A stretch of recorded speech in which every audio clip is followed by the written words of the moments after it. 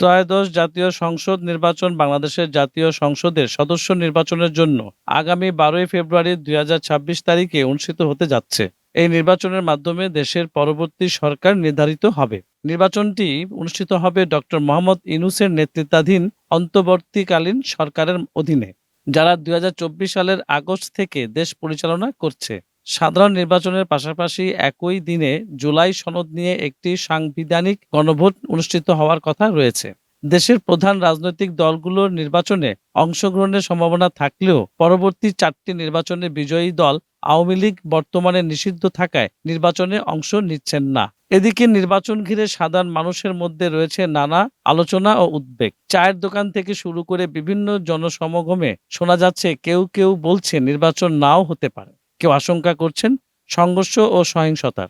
অনেকে প্রশ্ন তুলেছেন তারা আদৌ নির্বিঘ্নে ভোট দিতে পারবেন কিনা। তবে প্রশাসনের বিশ্বস্ত সূত্রে জানা গেছে ১২ই ফেব্রুয়ারি নির্বাচন অনুষ্ঠিত হবেই এবং নির্বাচনকে কেন্দ্র করে কোনো ধরনের নাশকতার সুযোগ দেওয়া হবে না। আইনশৃঙ্খলা বাহিনী ইতিমধ্যে কঠোর নিরাপত্তা ব্যবস্থা গ্রহণ করেছে এবং যে কোনো তৎপরতা দমনে তারা সর্বোচ্চ সতর্ক অবস্থান রয়েছে। এসকে মামুনের ক্যামেরায় রিপোর্ট সুমন শেখ, এনএনটিভি, মানিক মিয়া এভিনিউ, জাতীয় সংসদ ভবন, ঢাকা।